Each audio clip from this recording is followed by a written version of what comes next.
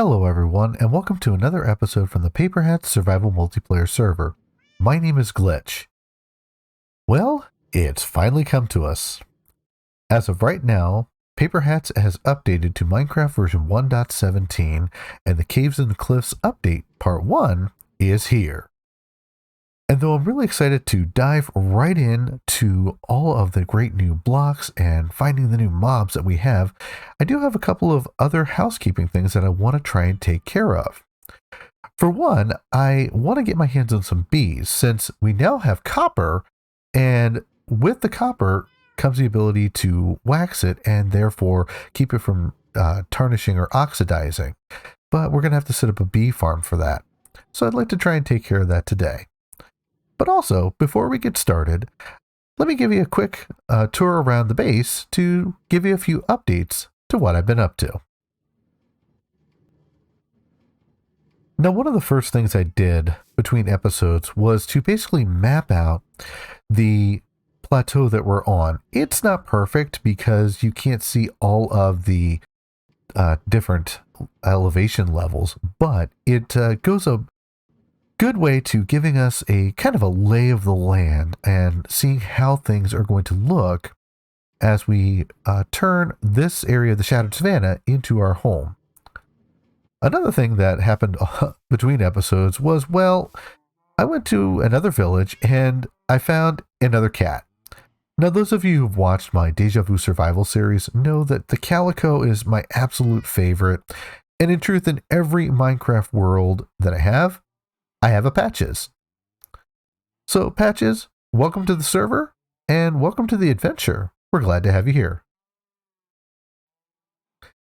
Now, one other thing that I have done off camera was actually scrapped my original idea for a base. My first thought was to build kind of a large building here in the center and then kind of expand out from there.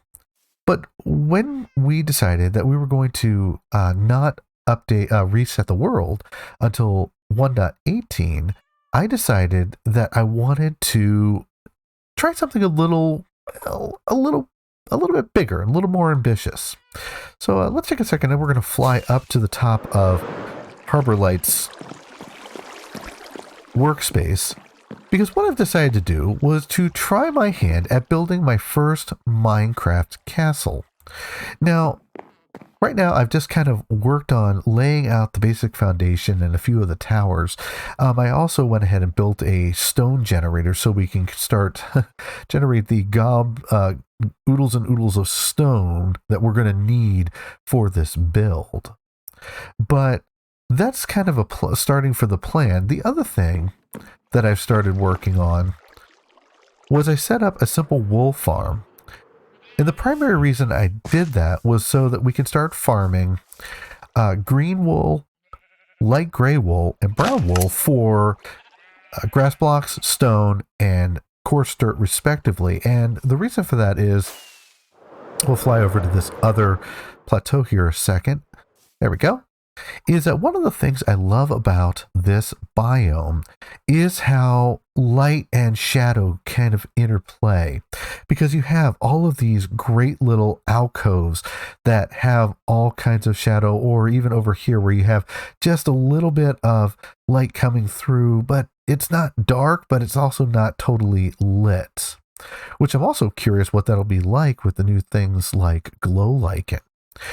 Now, one of the problems with that is the fact that because these are dark, they become unintentional mob farms, and not really the kind I want to work with.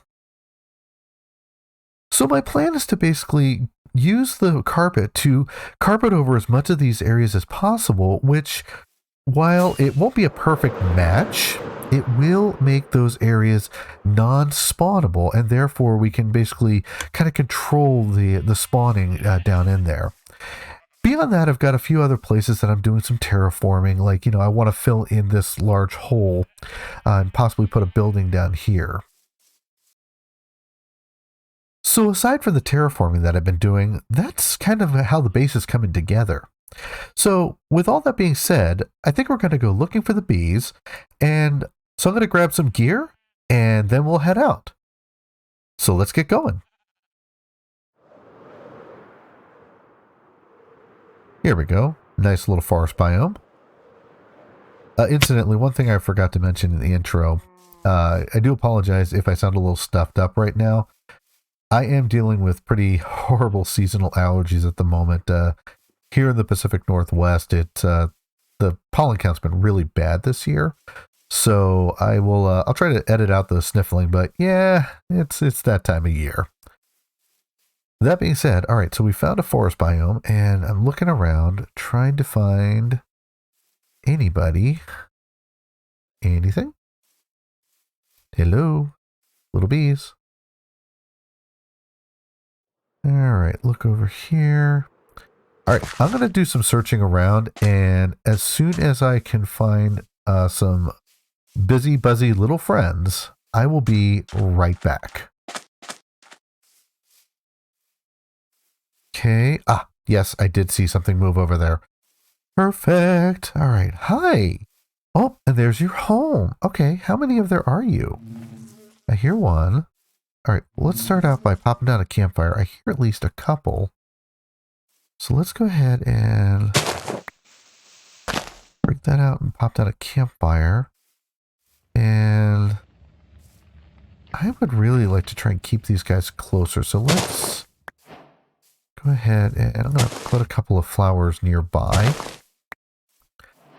in the hopes of keeping them interested and nearer to the nest. You know what? I wonder how many are in there. Well, there was buzzing while that was in there, so... Oh, there must be 3 in there because I got the total bee location achievement, which you only get if you... Ah, there we go. Good. I got the total bee location. That means that there are at least 3 bees in there because you only get that if you move a bee's nest with the 3 bees in it. Oh, that's great. Okay, that simplifies things a lot. Let's go ahead and... where's my shulker box? I'm going to grab shulker box. Put that away. That away. Okay. Grab that. All right, that's one job down. So thankfully, that was a lot easier than I was expecting. And, well, frankly, my next step will be to take those guys back and go ahead and make a honey farm or a wax farm, beeswax farm to basically get the beeswax going and farm it automatically. But now that I've got that, I definitely want to head out and start looking for some of the new blocks that we have here in Minecraft 1.17. Now, unfortunately, because we...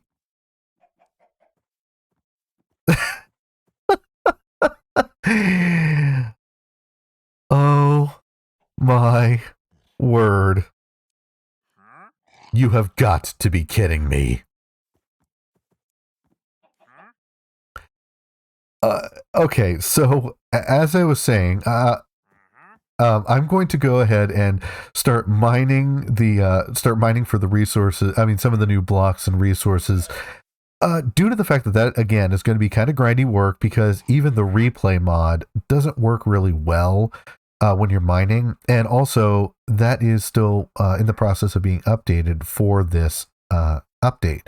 So I think what I'm going to do is I'm going to go ahead and insert the mining as a first-person time-lapse or a montage, and we'll see what we can find. And I'll meet you back at a home. So let's get started.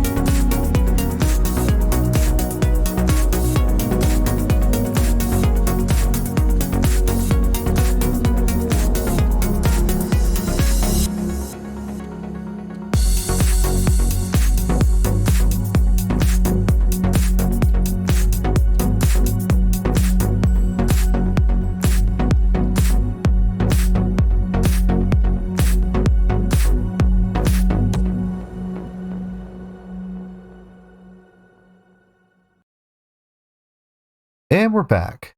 And I have come to the conclusion that Mojang should have called this update the storage update, because you're gonna need it.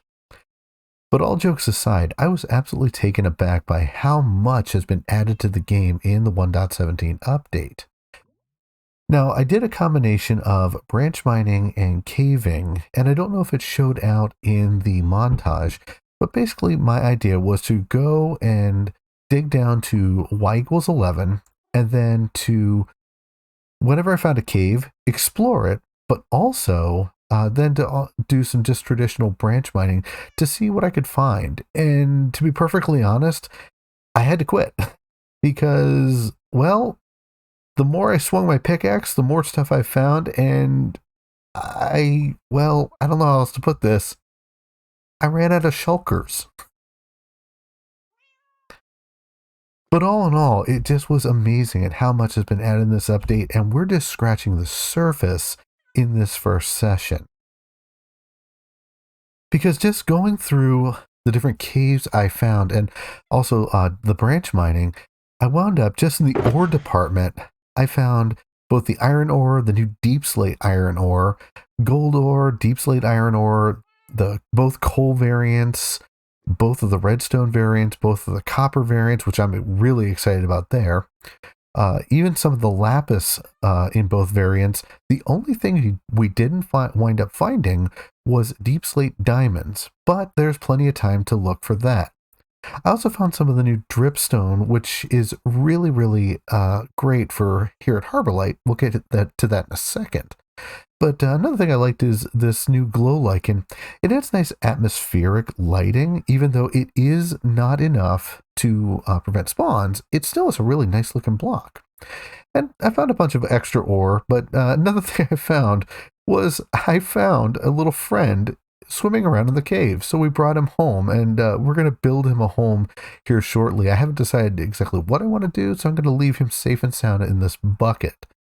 And also on the way out there, I came across the shipwreck, and while it had already been looted, it did have a couple of glow squid swimming around under it, so I was able to get a couple of the glow ink sacs. But beyond that, then I did find that massive geode, and I also made a bit of a blunder. You see, I actually tried to avoid a lot of the snapshot videos for this update. I kind of went overboard when it came to the Nether update, and I kind of spoiled it for myself. And though there were a lot of great things, it was a little less fun in the discovery department because I kind of knew what was coming. So I went into this update a little more blind, and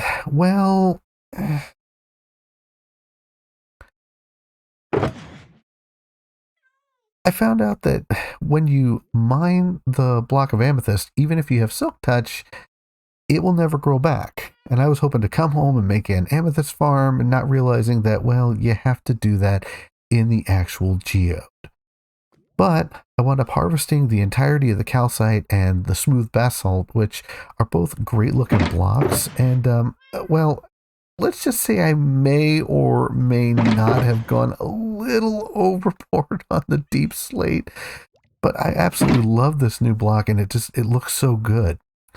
Last up, a couple of the server mates had found moss blocks, and they were willing to share them, so I farmed up a little moss and got a hold of some of the new azaleas, and then I bought some small drip leaf from the wandering trader.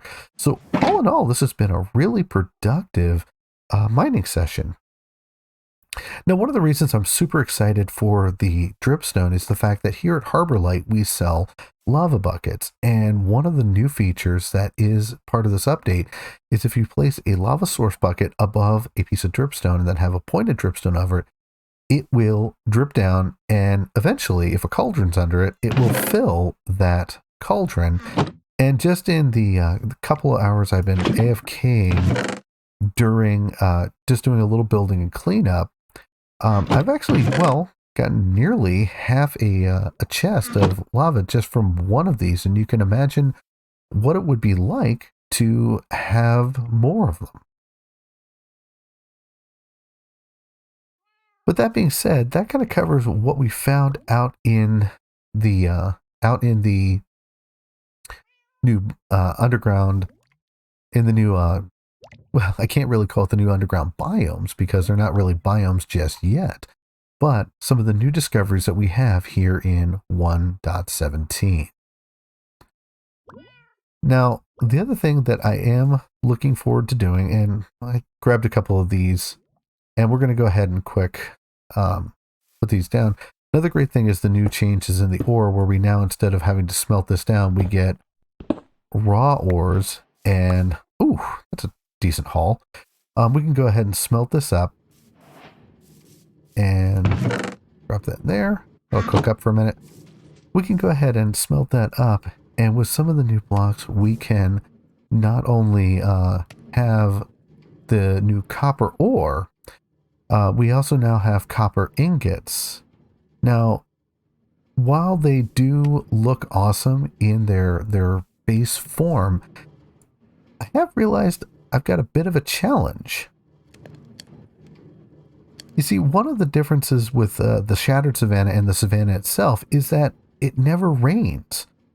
So I'm not sure that the copper is going to oxidize, and therefore I don't know if I will need to wax it or not.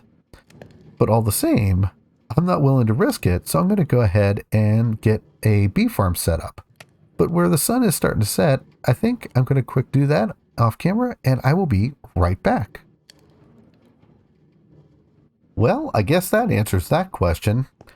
I smelted up enough copper to make one block and just left it out for a couple of in-game days, and, well, it's oxidizing, so I guess we do need our bee farm, which is good. I mean, let's go ahead and take a look at our new home for our little busy, buzzy little friends. And I went ahead and set up the bee house, and I have to say, for once, I am, as a builder, roofs are the bane of my existence, but I have to say, I actually like how this one came out. But the farm itself is set up pretty simply. I've got a dispenser pointing straight into the hive, and there's an observer facing downward with redstone running out of it. And let's just go ahead and go inside and we'll take a look. And basically they simply work by every time the honey level changes, the observer detects that and it fires the dispenser. Now the nice part is that it will only really affect the block, the beehive or bee's nest, when it is full, and it'll shear the nest or hive, and then they'll fall into the hopper minecart, and they can just simply be collected down here in our collection system. And even with just 4 bees, it's already pumping out the honeycomb, which is nice for, one, the copper, but also, now that we have the candles added, that's another nice additive to the game. And I couldn't resist going ahead and using one of the flowering azaleas in here, just because it adds a little bit of color, a little bit of life to our area for our little bees. And I'm really happy with how this one came out. But now I think I'll let you guys get on with your work, and we will.